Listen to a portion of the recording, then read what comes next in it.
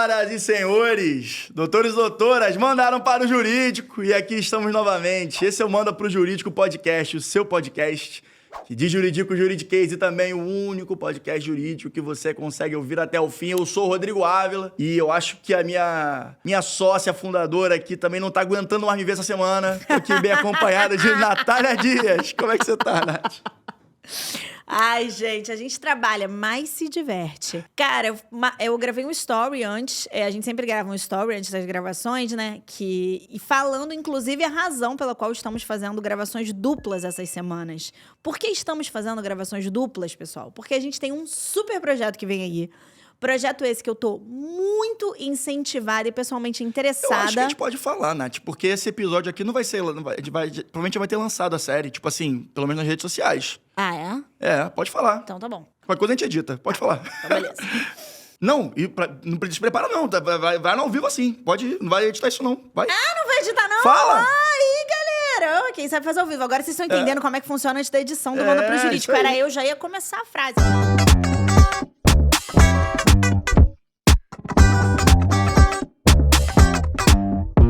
Galera, então assim, agora que fui autorizada pelo Rodrigo, inclusive isso se relaciona com o que eu falei antes, nos stories. Vocês acham que a gente manda alguma coisa? A gente não manda nada. A gente só recebe ordem e pergunta. E aí, posso falar? E aí, posso aparecer? E aí, posso falar tal coisa? Funciona assim. Dado que fui autorizada, quero contar pra vocês em primeira mão... Rebeca, vamos virar rios isso aqui, hein? Quero contar pra vocês em primeira mão que o Manda pro Jurídico, junto com a PACT, tá fazendo um projeto inovador no ambiente jurídico, que é uma série de episódios e entrevistas com mulheres que ficam à frente da liderança em universos jurídicos. O nome do nosso projeto vai se chamar Manda Pra Elas, gente. Tem coisa melhor? Manda pro jurídico, manda pra elas. Eu acho que o momento atual é um momento... Perfeito. Que se faz muito necessário a gente falar sobre esse tipo de coisa. A liderança feminina, ela é uma realidade dentro do mercado de trabalho, mas ela ainda é uma realidade que precisa ser debatida e conversada, e principalmente a gente precisa ouvir outras mulheres. Eu tô aqui falando diariamente, falando com vocês, botando o meu ponto de vista, o meu papel profissional, o meu desenvolvimento pessoal, mas eu quero muito que o Manda escute várias outras mulheres incríveis que a gente escuta sempre no offline, mas acho que no online agora elas vão ganhar mais holofote, né, Rodrigo? Então, tô muito feliz, foi autorizada, obrigada. Eu não autorizo nada. Projeto. Ele fez as contas do The Math. Não, peraí, quando esse episódio for lançado... Exatamente. Então, galera, manda pra elas, fiquem de olho. Vai ser muito legal, vão ser 4 episódios especiais com pessoas muito relevantes que se relacionam com empresas que eu tenho certeza que você conhece. Conhece e consome, com certeza absoluta. Vai ser muita coisa boa daqui, gente. Manda pra elas, não esqueçam. Em tempos que a gente fica vendo declarações tão infelizes, né, de algumas lideranças masculinas, eu acho que é importante a gente posicionar esse assunto, que é apresentar necessariamente um contraponto, uma contra-argumentação para provar que as declarações recentes foram muito infelizes e que a liderança feminina é realmente não só uma realidade, como uma tendência de forma que o mercado tem que entender, tem que se inspirar nessas lideranças femininas também. E a gente está muito feliz com essa parceria. Carol Hanud, muito obrigado por confiar no Manda pro Jurídico, para capitanear junto com vocês essa iniciativa. Vamos em frente, vocês vão gostar bastante. Carol Hanud, Lucas Simão, muito obrigada. Isso. A gente está vivendo uma lua de mel aqui, estamos todos muito felizes. Como o Rodrigo citou, a gente recentemente teve esse caso que ainda repercute, do ex-CEO de uma empresa brasileira que falou sobre, de alguma forma, com demérito sobre mulheres que performam papéis de liderança, especificamente mulheres CEOs. Foi por um acaso, o Manda pro Jurídico e a PACT já estavam em tratativas para a gente fechar esse projeto. Então, por um acaso, infeliz, no caso, a gente vai conseguir... Aproveitar esse timing de uma forma não tão positiva, porque eu realmente não gostaria de ouvir esse tipo de declaração de ninguém. Mas, dado que essa declaração existiu, eu acho que esse projeto vem a calhar muito positivamente para demonstrar, não só para quem deu essa declaração, mas como para outras pessoas que eventualmente concordam com esse ponto de vista, que não, gente, que mulher ela é mais do que competente para performar o seu papel de CEO, de liderança, assim como ela é competente para fazer absolutamente o que ela quiser, seja no ambiente profissional, seja no ambiente pessoal, seja sendo casada, não sendo casada, seja tendo filhos, não tendo filhos, seja sendo mãe de gato, não sendo mãe de de gato, porque tem uma polêmica que a Taylor Swift... teve uma polêmica da Taylor Swift em relação a ser mãe de gato. Se você não conhece, pesquisem. Inclusive, sou casada e mãe de gato, não somente de um, como de 3 gatos. Olhem lá também que vocês vão ver. Mas, enfim... Acho que foi... outro dia eu falei que tem quem chora e tem quem venda lenço, né? Não manda pro jurídico, por um acaso, vai parecer que a gente tá vendendo lenço. Mas não foi, gente. Só foi um feliz acaso de quem tá sempre tentando fazer a coisa certa na hora certa, né? Exatamente. Acabou que rolou. E feito o anúncio de forma oficial, vamos agora meio informal, né? Você vê como é que não manda pro jurídico. Foi no Samba Lelê. Com a identidade, não manda pro jurídico, né? Nossa impressão digital. Mas agora, pessoal, vou falar aqui rapidamente a pauta para vocês ficarem até o final, porque Manda pro Jurídico é o podcast jurídico que você ouve até o fim. A gente vai falar hoje sobre o caso do Cid Moreira e a deserdação de seus filhos, enfim, também trazendo um aspecto de um julgado do STF recente sobre um tema sobre casamento com pessoas de idade avançada. Também vamos falar sobre Virgínia, que teve uma decisão parcialmente a seu favor com relação a dano à honra dela e à imagem. E, por fim, uma nova pitada que a gente vai começar a falar aqui sobre nichos jurídicos. A gente fala muito que, além de áreas, também tem atuação em nichos. Então, a gente pode falar agora sobre nicho que engloba várias áreas dentro de uma atuação na advocacia, beleza? Mas antes disso tudo, a gente tem que falar uma oportunidade que a nossa parceira, já que vocês todos já conhecem a JustCash, está apresentando e acho que todo mundo pode ficar interessado porque é uma forma de uma renda extra, por que não? Segunda novidade que apresentamos no Manda pro Jurídico hoje, mas essa já com efeitos imediatos, para quem quiser. Exatamente. Então, você, advogado, quer ganhar uma renda extra, quer fazer uma... Gente, isso e também não é bet, né? Quer fazer uma renda extra de forma relevante e apresentar essa solução que a JustCash traz de antecipação de honorários para parceiros, para advogados, colegas. Então, a JustCash agora oferece uma possibilidade de comissionamento da sua indicação para a JustCash. E funciona da seguinte forma. Você indica para colegas advogados, a JustCash como uma ferramenta de antecipação de honorários advocatícios, e você pode ganhar comissão em cada negócio fechado. Funciona assim, conhecendo o advogado, que tem essa causa que é uma dor para ele ou para o cliente, como a gente falou no último episódio, né, Nath? Você indica a JustCash e o negócio fechado, você ganha uma comissão. Simples, fácil e vantajoso para todo mundo. Para a JustCash, naturalmente, para você e para o seu indicado. E assim, além de ajudar quem está passando essas dificuldades nos desafios financeiros, você faz uma renda extra que, enfim, ninguém vai negar, sendo uma coisa bacana para todo mundo. Agora, enfim, é com você. Você põe aí no seu radar quem poderia estar interessado nesse serviço, nesse atendimento da JustCash, atendimento esse, que é totalmente humanizado e é um dos melhores feedbacks que a JustCash recebe rotineiramente e todo mundo fica bem. Então, o que eu vou falar para vocês é o seguinte, em algum lugar da tela tem o QR Code da JustCash, tem um link na descrição também, entre em contato com eles, que aí eles podem aprofundar e tirar eventuais dúvidas de vocês sobre essa possibilidade, tá bom? JustCash Manda pro Jurídico, uma parceria incrível, né, Nath? Com certeza, gente.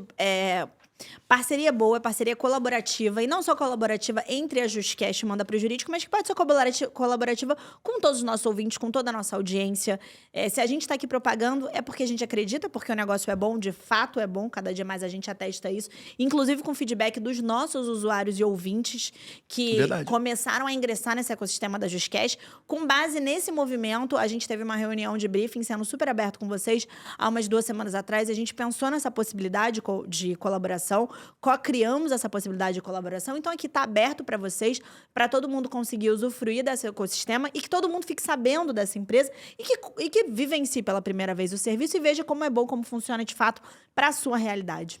Exatamente. Pessoal, aproveitem a oportunidade, se fizer sentido para vocês, e conheçam a JustCash, que é uma parceira que manda para o jurídico, super aprova e faz os melhores votos, beleza? Um grande abraço pro pessoal, todo mundo, Mancuso, Pedro, vamos em frente, que a parceria vai muito em frente. Agora, entrando na nossa pauta, que já foi previamente trazida como uma espécie de sumário, vamos falar sobre o caso do Cid Moreira? Estratégia, né, Rodrigo? Estratégias. Exatamente, estratégias. O caso do Cid Moreira eu achei bastante interessante, porque ele remonta um caso que já trouxemos anteriormente, foi do STF. Sim, né, verdade. com um caso de casamento e regime de bens de pessoas que se casam pós 70 anos. Esse artigo, inclusive, segue no Código Civil, que é o 1641. Mas antes de ingressarmos nesse debate, vamos falar o que está acontecendo no caso do Cid Moreira. Vamos aos fatos, antes de na parte do direito. Dai-me fato que eu te dou o direito. Exatamente. O que aconteceu? Em 2021, os filhos do Cid Moreira pediram judicialmente a interdição do pai, tá? O pai já estava com uma idade muito avançada, acima de 90 anos, etc. Pois eles alegam que a esposa, no caso, nesse momento a viúva, mantinha um relacionamento desde 2000, usufruindo do patrimônio do Cid Moreira, que é bastante vasto, né? Não só com relação à Globo, mas também com o produto fonográfico dele, de leitura da Bíblia, né? Que é robusto também o patrimônio nesse sentido. Estava usufruindo desse patrimônio de forma indevida, ilegal e abusiva, chegando até, segundo eles, a vender 11 dos 18 imóveis que o Cid Moreira tinha e transferindo para o exterior 40 milhões de reais. Isso tudo são alegações por parte da acusação, tá? E mantê-lo em cárcere privado. Dessa forma, eles também alegam que a viúva está se aproveitando de um momento de fragilidade pela idade avançada, senilidade e doença do Cid Moreira. São acusações graves, né, Nath? Me parecem bastante pesadas. E aí, em entrevista em 2022, o Cid Moreira, ao portal UOL, disse que não só comprovou a sanidade mental, mas que os filhos também erraram de maneira definitiva, por interesse financeiro. Nesse sentido, ele acabou botando em testamento que não queria os filhos estando no inventário dele para recebimento da herança.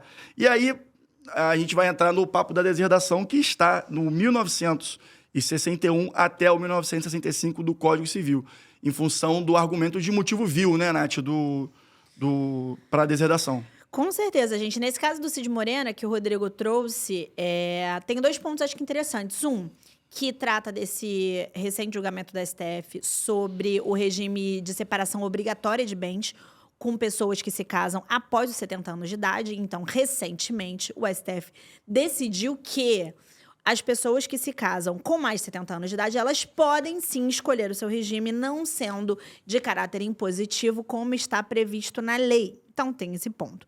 O segundo ponto é o Instituto da Deserdação.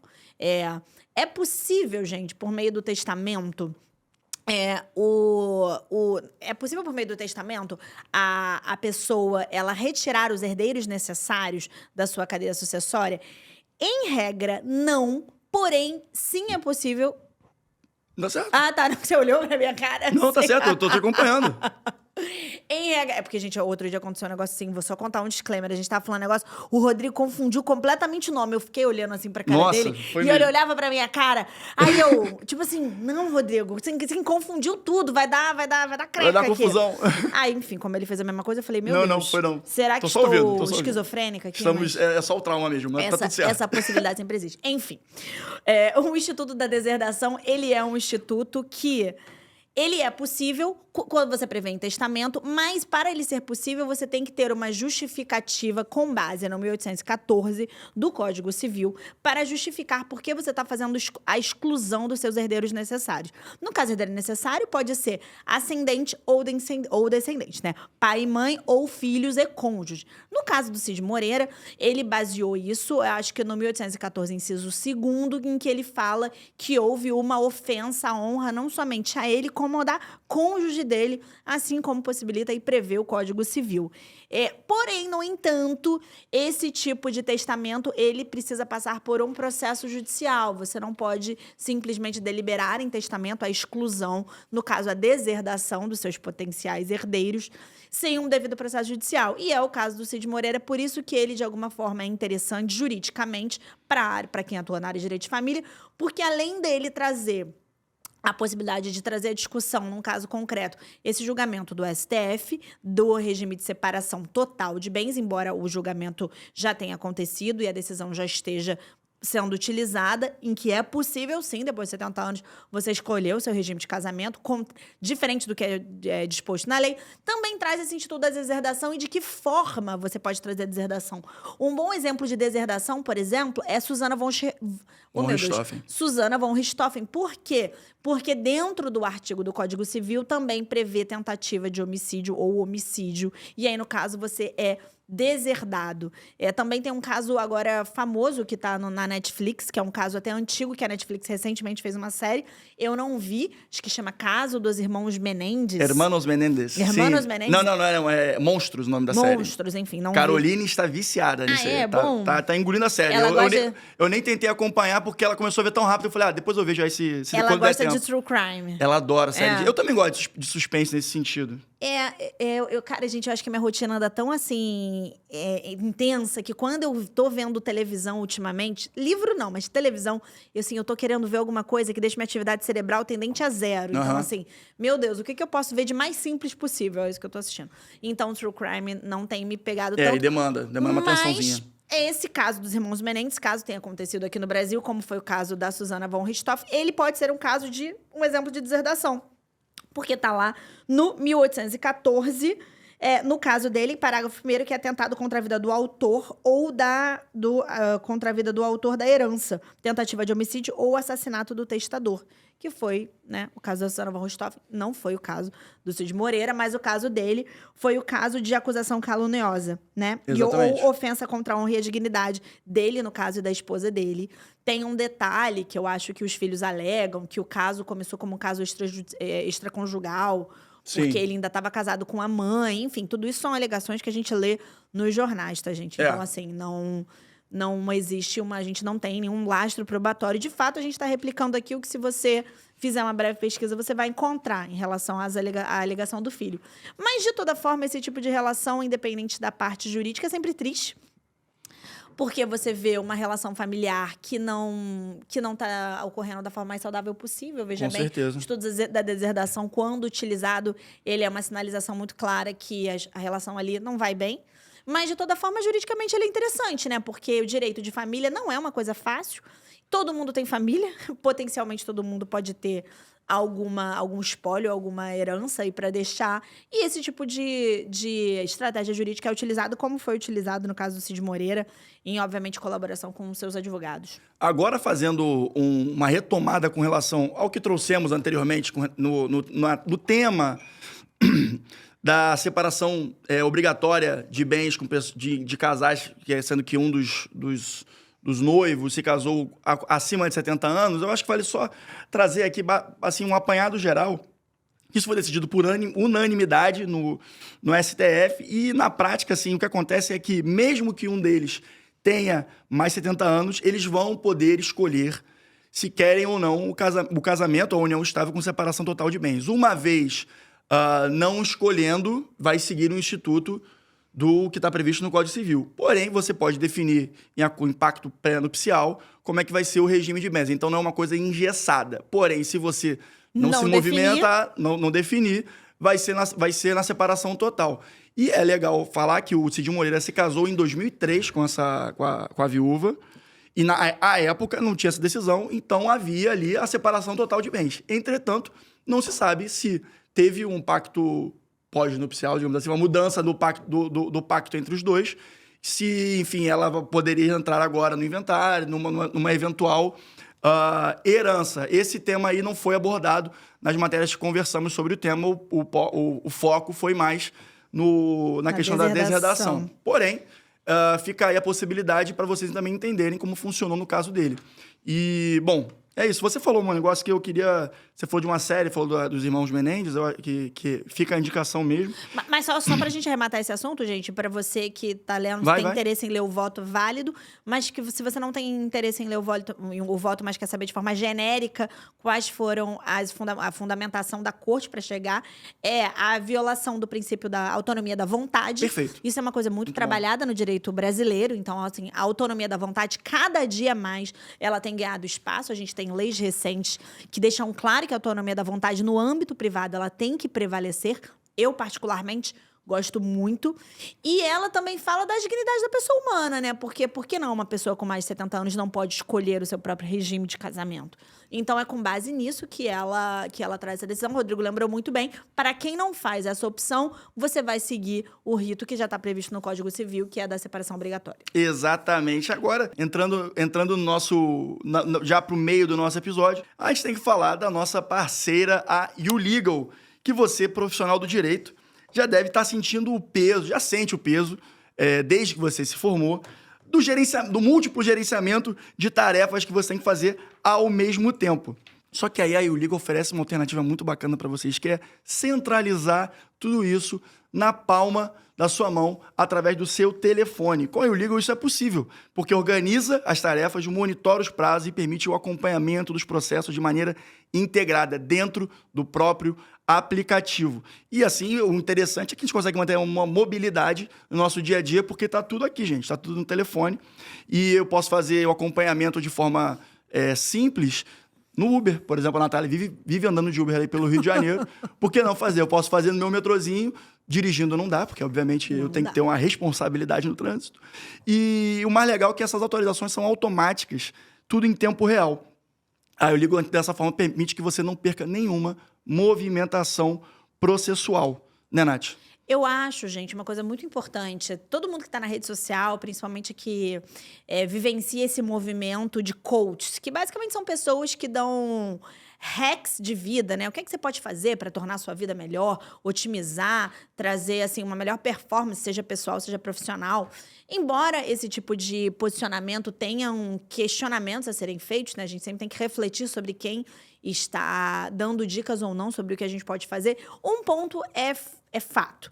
Hoje em dia a gente faz muita coisa, a maioria das pessoas acumula muita função, o mundo anda muito rápido, a gente recebe um excesso de informação diariamente, então tudo que você puder fazer para conseguir otimizar de forma inteligente a sua produtividade, que não quer dizer ser produtivo o tempo inteiro, não quer dizer não parar de trabalhar o tempo inteiro, muito pelo contrário, quer dizer você utilizar estratégias para conseguir trabalhar com qualidade, com assertividade e com uma organização melhor. Então, quando a gente traz a YouLegal para vocês, que tem esse princípio de mobile first, ou seja, ela é completamente adaptada, é um software completamente adaptado ao uso pelo celular, uma interface muito boa utilizada pelo celular, é para quê, gente? É para você conseguir fazer com que a sua produtividade ela trabalhe para você.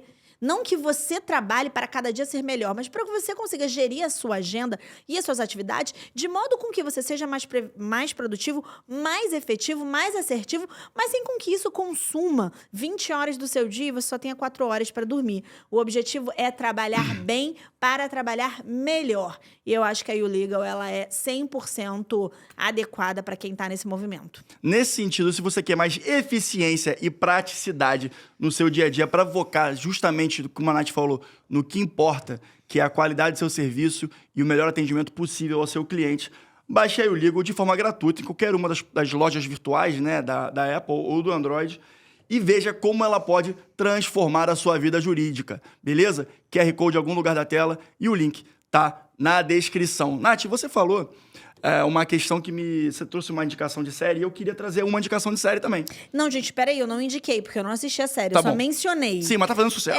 Não indiquei, não Eu vi. queria fazer uma indicação de série porque eu vi e eu achei bem legal.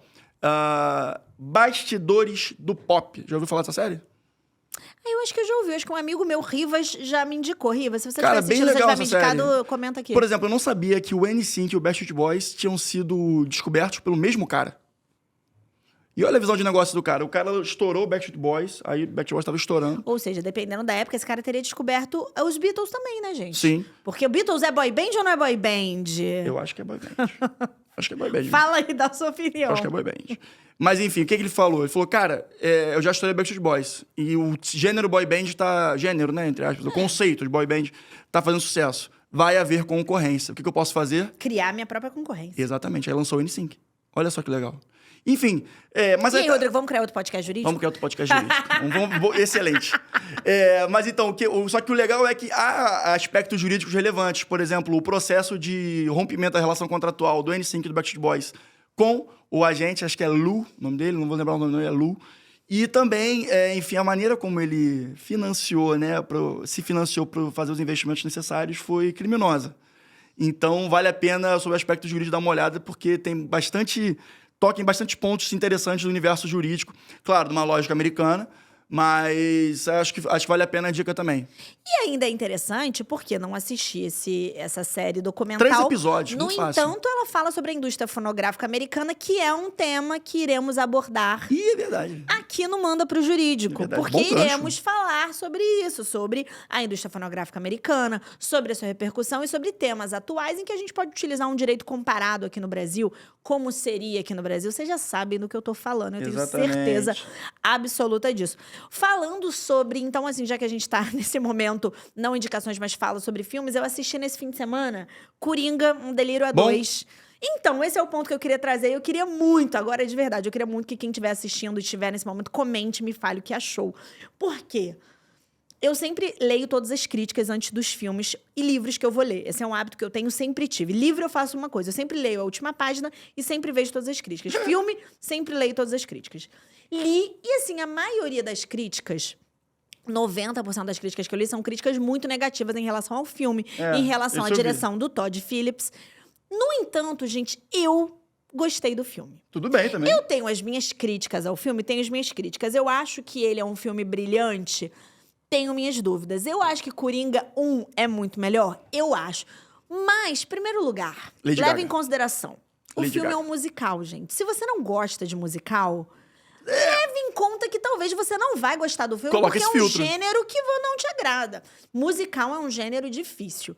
2, eu amei a seleção musical. Inclusive, eu estou ouvindo essa semana inteira. Já tem no Spotify a playlist de Coringa, Um Delírio a Dois. Eu adoro a Lady Gaga como performance. Eu adoro ela como cantora. Eu acho que o Joaquin Phoenix, assim, é um dos maiores atores da geração, com certeza, assim, o cara, ele é muito, muito, muito, muito bom. E eu acho que isso são 2 grandes trunfos do filme. É o Joaquin Phoenix como ator, porque, assim, ele como Arthur Fleck, como Coringa, pra mim ele é brilhante. Eu acho que a Lady Gaga abrilhantou muito na parte do musical. Mas o que eu achei? Eu aqui falar a Natália crítica de cinema agora. O que eu achei? Eu achei que ele não conseguiu, o Todd Phillips, embora eu acho ele um excelente diretor. Ele fez filmes muito bons, tá, gente? Por exemplo, ele fez Se Beber Não Case, tá? Que nada tem a ver com esse tipo de gênero. É verdade. O Coringa 1, pô. Ele fez o Coringa 1. Eu acho que ele não conseguiu casar muito bem a estrutura do Coringa com o gênero musical. O que deve ser muito difícil, né? Assim, você fazer um filme musical tipo La La Land, tipo Chicago, que são filmes muito, muito, muito bons e musicais, assim, é difícil, né? Os Miseráveis. Pois é, Os Miseráveis. Mas eu ainda acho La La Land e Chicago melhores. Também acho. La La Land é bem legal. Mas assim, eu achei que esse foi a falha dele. Embora eu tenha gostado. Mas meu marido, Diego, se você estiver assistindo, você vai saber, o Diego fez uma crítica que eu achei pertinente. Ele achou o roteiro esvaziado. É como se o filme não tivesse tanta história. Entendi. Só que como eu amo música, amo Joaquin Phoenix e gostei da Lady Gaga, aquilo me ganhou, embora o roteiro em si seja meio vazio. Mas enfim, falei a beça, eu queria saber o que vocês acham sobre Coringa, O Delírio a Dois. Falando em Coringa, palhaço e musical, O Rei do Show, um musical sobre circo que é bem legal. Fica aí a dica também. Sim, que é com o Wolverine, esqueci o nome dele agora. Então, vou dar outra dica aqui, gente. Coringa, ele é inspirado num filme que se chama O Rei da Comédia. Esse filme é filmaço. Filmaço com todas as letras maiúsculas, tudo em caps. Assistam, esse você vai gostar. É um filme antigo, mais ou menos dos anos 80. Ele foi uma das inspirações pro Coringa do cinema. Então, assim, assistam que você vai gostar, tenho certeza absoluta. Vamos vencer o TDAH coletivo? A gente tá sempre tentando, né, Rodrigo? É que o Rodrigo tá medicado, eu não, gente. Então, assim, eu tô no freestyle aqui. Gente, vamos lá, só oração mesmo. Vamos vencer aqui. E é um assunto que tem a ver com a indústria do entretenimento, de certa forma. Porque gostas de Virgínia Fonseca? Eu Excelente, admiro grande empreendedora. A Virgínia dentro daquilo que ela se propõe. Admiro Exatamente. enormemente. O que acontece? A justiça manda o Facebook, enfim, o grupo Meta, né? Remover posts que acusam Virgínia de traição. Cara, uma parada bem pesada, né, que aconteceu com a Virgínia. Eu não sabia do caso, fui estudar para entender o que estava acontecendo. Eu também não sabia, até você colocar na pauta. Enfim, a Virgínia, que, 60 milhões de seguidores, relatou que se tornou alvo de ataques em redes sociais com perfis de usuários publicando alegações sobre a paternidade da sua filha. Eu vou nem falar o nome da filha por questões para não expor a menina. Claro. Fruto do seu casamento com o cantor Zé Felipe, que todo mundo sabe que eles estão casados. É o filho do Leonardo, né? A influenciadora, CEO da empresa de produtos que ela tem, afirmou que esses ataques extrapolam a sua vida pública e podem causar danos psicológicos à filhinha dela, que tem apenas 3 anos de idade.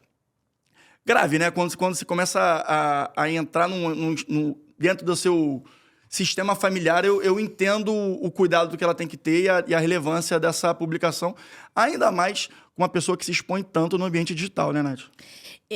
Eu acho que o caso concreto da Virgínia é um caso assim relevante para as pessoas que têm interesse em estudá-lo, né, entender o que aconteceu.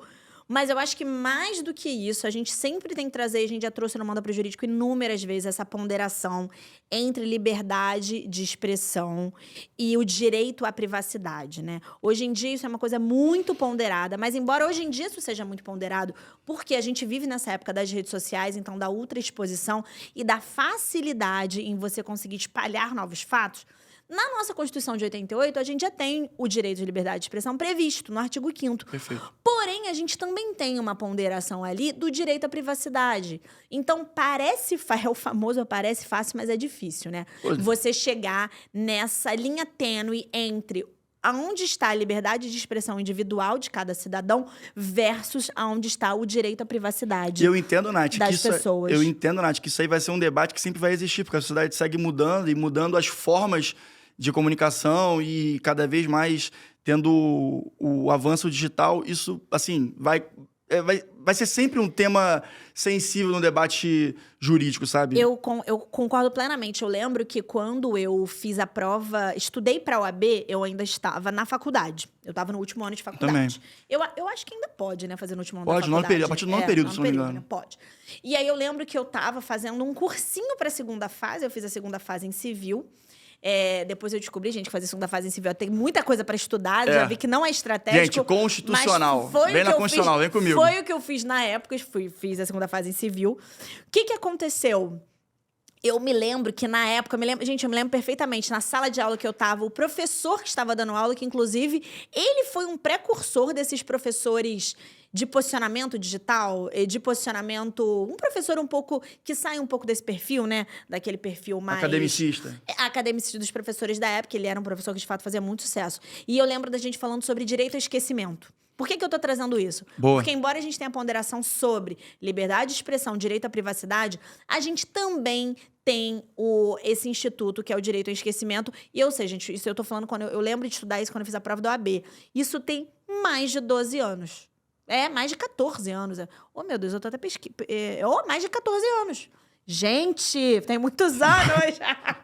Mais de 14 anos. Ou seja, nessa época que a gente já tinha o avanço das redes sociais, já se discutia, diferente do caso da Virgínia, em que não é verdadeiro o fato que estão propagando, casos em que qual é o limite do direito ao esquecimento do que está previsto na internet com algo que você não quer mais que se relacione à sua imagem. E eu lembro que, na época, eu acho que era uma discussão que envolvia a Xuxa, salvo engano. Sei qual é o caso do filme lá com a criança. Sim. Exatamente. Era uma coisa que envolvia a Xuxa na época. Lembro. Assim, não me lembro detidamente dos aspectos jurídicos do caso concreto, mas eu lembro que isso era uma grande questão e eu fiquei estudando isso nessa época. Então, ou seja, gente, não é um debate fácil, não é um debate novo, mas é um debate que cada dia fica mais acirrado. Eu acho que vale a gente pensar em posicionamentos como... Quando a gente está falando, né, da ponderação da liberdade de expressão versus o direito à privacidade, você tem isso é um debate mundial, isso não é um debate brasileiro. Só que você tem países como os Estados Unidos, que os Estados Unidos ele tem previsto na sua Constituição, que é uma Constituição muito enxutinha, diferente da brasileira, que prevê o direito da liberdade de expressão quase que acima de vários outros direitos. É uma nação, é um entendimento cultural que privilegia a sua liberdade de expressão. No entanto, já existem julgamentos nas cortes que estão mitigando esse entendimento constitucional, justamente porque quando a Constituição dos Estados Unidos foi elaborada e quando essa construção cultural existiu, não existia o acesso à internet, não existia a possibilidade de você propagar coisas na internet. Então, tem vários eu não digo, mas tem alguns bons casos que a gente pode estudar na corte americana que tratam sobre essa ponderação da liberdade de expressão versus o direito à privacidade, levando em consideração o que é propagando e o que você possivelmente pode pedir para ser retirado. Estados Unidos. Quando você pega a Europa, embora tenham vários países, você tem uma tendência geral a que haja um privilégio maior ao direito à privacidade. Por quê, gente? Você tem que entender contextualmente. A Europa foi um continente que ela foi muito afetado pela Primeira e pela Segunda Guerra Mundial. E na Primeira e na Segunda Guerra Mundial foi muito utilizado estratégias para que a guerra seguisse, que tem a ver com a violação da privacidade, né? Todo mundo sabe como a Primeira e a Segunda Guerra Mundial ocorreram e haviam estratégias, por exemplo, para descobrir onde os judeus estavam. Isso tudo foi feito através da violação de documentos da privacidade. Então, ela é um continente que tem vários países em que privilegiam muito mais isso em razão da sua estrutura histórica, né, gente? Tudo é uma estrutura histórica, Sim. a gente tem que levar isso em consideração.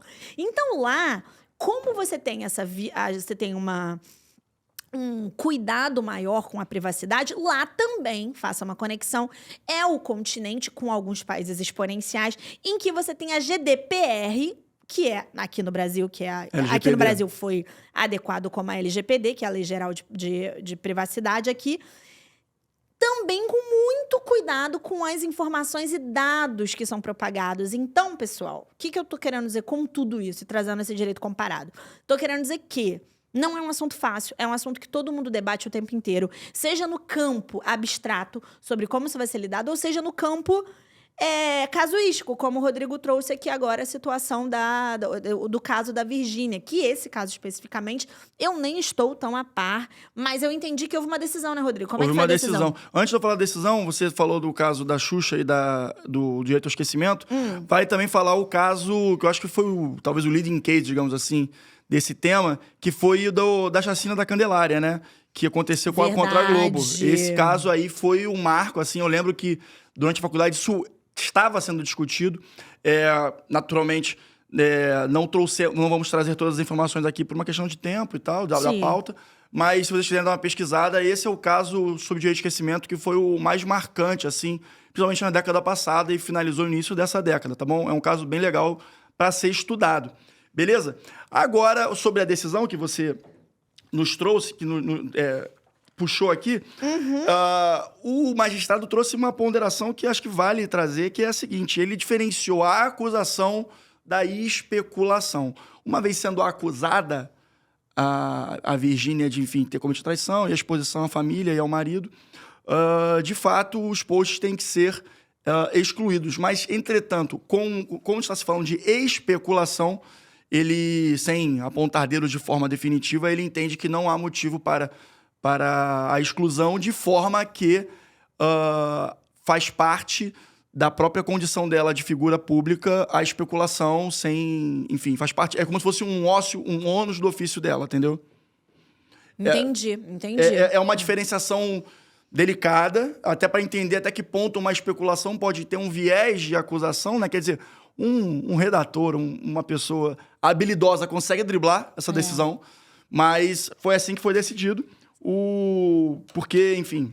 Salvo engano, Rodrigo, eu posso pesquisar aqui, depois eu posso pedir para a Beca botar na descrição. Tem um julgamento na Suprema Corte dos Estados Unidos que faz exatamente essa ponderação. Pois é. Que é a ponderação que é uma ponderação que fala também sobre a violação do direito à privacidade, mas a pessoa em si, ela é a pessoa que tá ali no pleito do caso concreto, ela é uma pessoa pública. Então, a Suprema Corte dos Estados Unidos faz essa ponderação de que, como ela é uma pessoa pública, é como se esse ônus não fosse tão ônus assim, enfim. Aliás, é como se esse ônus fosse decorrente do exercício da atividade dela.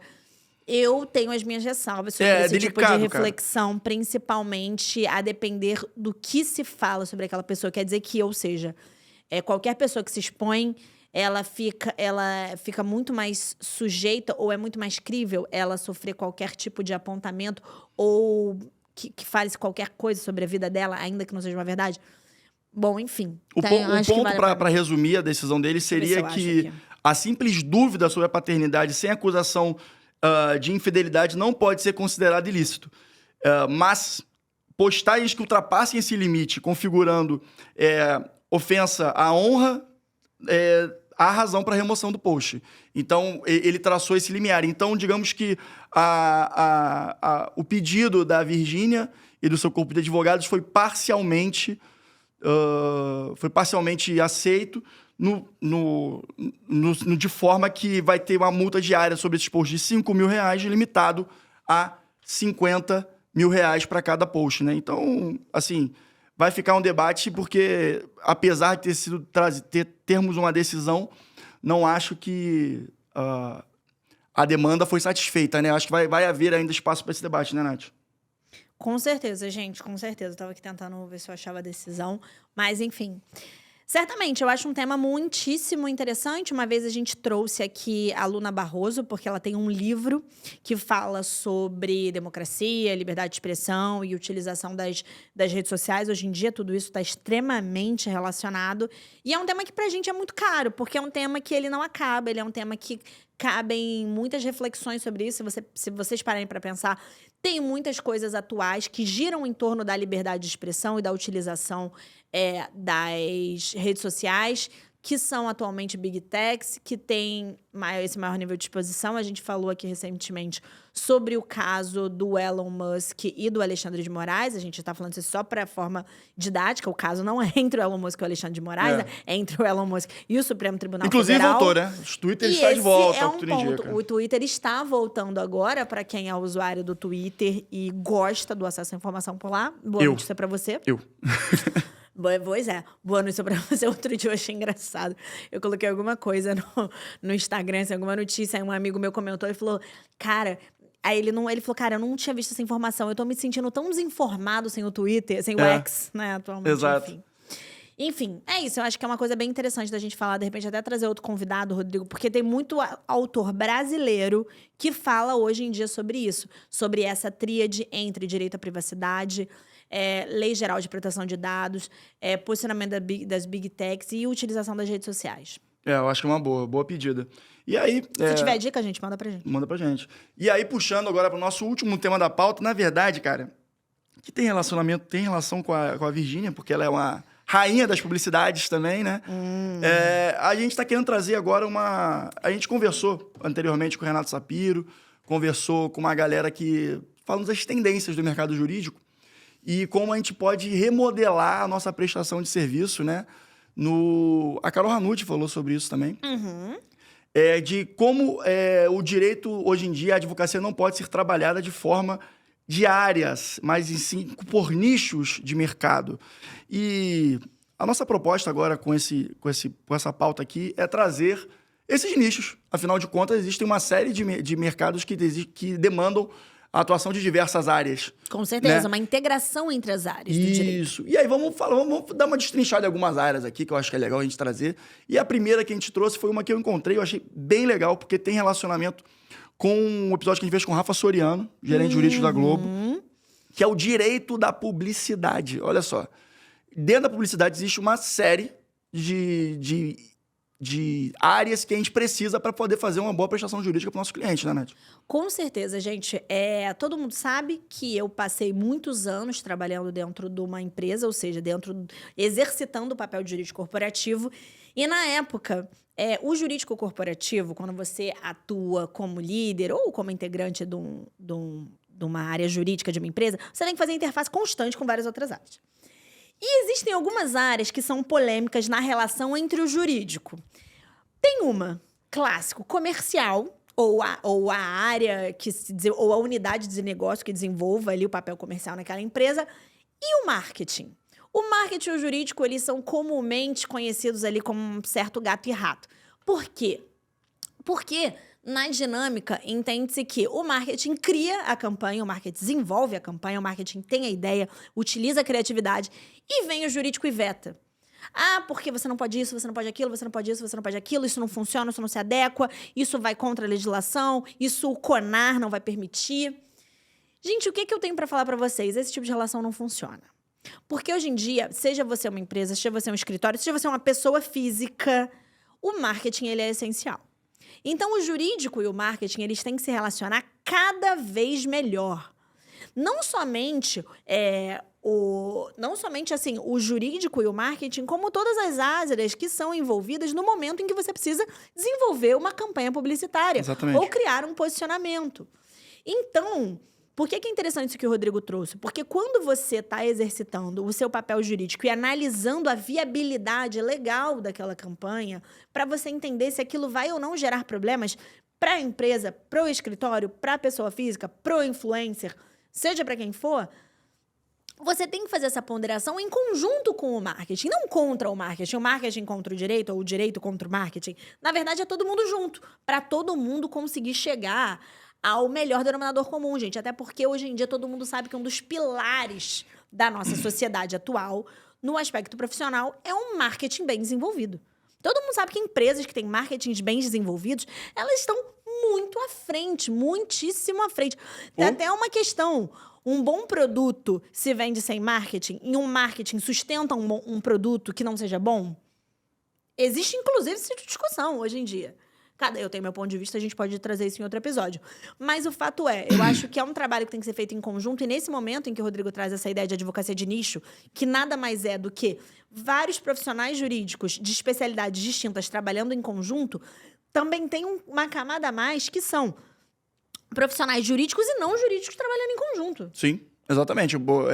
E vamos trazer aqui, basicamente, o que você precisa, primariamente, para poder trabalhar bem com o direito da publicidade, né? Eu acho que, trazendo aqui, basicamente, tem que trabalhar com o CONAR, porque é o órgão que faz a fiscalização da aplicação da legislação, que é o Código Brasileiro de Autorregulamentação Publicitária, o CBAP, se vocês quiserem pesquisar.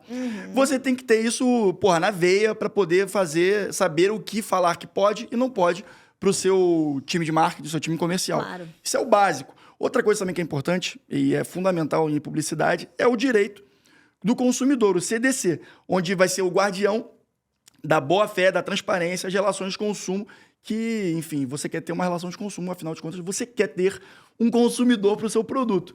Então, propaganda enganosa, falsa, abusiva, isso você tem que estar sabendo ter o termômetro assim, bem ajustado para poder melhor assessorar a galera. E, por fim, também, cada vez mais estamos num ambiente digital, acho que a LGPD também é muito importante para você ter acesso a uma produção de conteúdo de marketing adequada. Além disso, importantíssimo a gente falar de direito autoral, né? Por exemplo, você vai fazer uma propaganda na televisão, vai colocar uma música, cara, tem direito autoral no meio. Você tem que conversar com o proprietário desse direito autoral, propriedade intelectual, evitando assim, enfim, uso não autorizado de material, de conteúdos de autores e protegidos. E ainda tem uma camada a mais que a gente pode inserir aqui, que é o profissional jurídico, que em alguns escritórios está atrelado à parte de propriedade intelectual, é quem está à frente de projetos que envolvam P&D, que é pesquisa e desenvolvimento. Inclusive, gente, uma coisa muito interessante é que no Brasil existem várias leis que incentivam, sejam por meios tributários, sejam por formas de captação de recursos, empresas que desenvolvem essa área de P&D, que é pesquisa e desenvolvimento. Então, você ainda consegue unir. Aí, agora falando de áreas extrajudiciais, áreas não jurídicas dentro da sua empresa. O marketing, a área de P&D, o jurídico. Dentro do jurídico, você consegue abarcar o campo consumerista, o campo de privacidade e, obviamente, o jurídico contratual, que tem relação com isso, e o jurídico que fala de propriedade intelectual e pesquisa e desenvolvimento. Então, ou seja, é uma coisa muito importante no ambiente atual e que ele envolve muitas pessoas que têm que trabalhar em conjunto.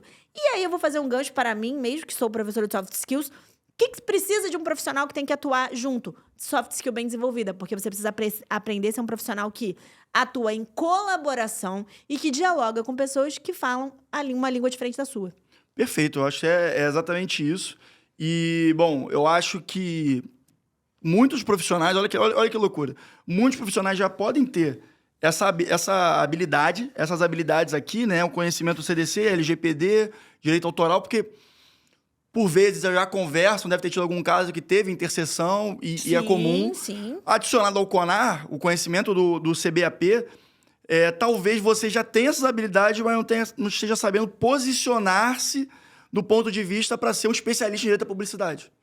Então, é muito mais fácil você falar, por exemplo, para um publicitário que você está prospectando para ser seu cliente, que você é especialista em direito à publicidade, do que você, eu sou especialista em LGPD, em CDC, e não sei o quê. Você fala, cara, eu conheço o direito à publicidade. Até porque, gente, esse bom profissional, ele possivelmente trabalha em colaboração com outros profissionais, né? Então, ele pode se apresentar como um squad, como uma pessoa que trabalha em conjunto com outros profissionais, né? Enfim, que é até mais interessante que você une também experiências. Sob o ponto de vista de marketing jurídico, você se posicionar nesse sentido, eu entendo como uma coisa muito mais atrativa para o seu potencial cliente. Porque o cliente você vai estar falando a língua dele de forma mais adequada do que, enfim, você se posicionar falando as habilidades jurídicas que você tem, né? E não a habilidade jurídica para o mercado que ele faz parte. Isso faz uma diferença muito grande. Então, posicionamento hoje em dia é uma chave muito importante para quem quer, enfim, aumentar a sua carteira de clientes. Ou seja, a gente está falando de marketing para falar de marketing, entendeu? É verdade. É o marketing a metalinguagem. do marketing, Exatamente. é isso. Enfim, gente, é isso. Fazer o quê? Essa é a sociedade. Falando em metalinguagem, e vamos falar sobre aqui o podcast, mais alguma coisa adicionada no nosso podcast, Natália Dias? Não, gente, hoje nada. Acho que tá super entregue. Semana que vem, episódio bom. Tô curiosa, acho que Manda Pro Jurídico vai fazer um bom trabalho, mas um trabalho sofisticado e elegante, que é o que a gente gosta de entregar. Exatamente. Então, para vocês... Você que vai escolher hoje, Natália. Para você que ouviu até o fim o podcast, que palavra nossa audiência tem que colocar nos comentários? CONAR. CONAR? CONAR. Beleza. Pessoal, coloque CONAR no final aí, que eu sei que eu vou saber que vocês nos ouviram até o fim, beleza? E, pessoal, mais um episódio entregue para vocês com o maior carinho. Novidades estão para aparecer, vocês vão ficar acompanhando as nossas redes sociais, por isso nos sigam lá nas redes sociais, @mandaprojurídico.pdc e Manda Pro Jurídico Podcast nas principais plataformas de áudio e vídeo, tá bom? Acompanha lá que vem novidades, tá bom? E se vocês tiverem qualquer outra dúvida, tá? Pode mandar na DM, nos comentários, onde vocês quiserem. Manda Pro Jurídico, valeu? Um grande abraço e até semana que vem. Tchau, queridos!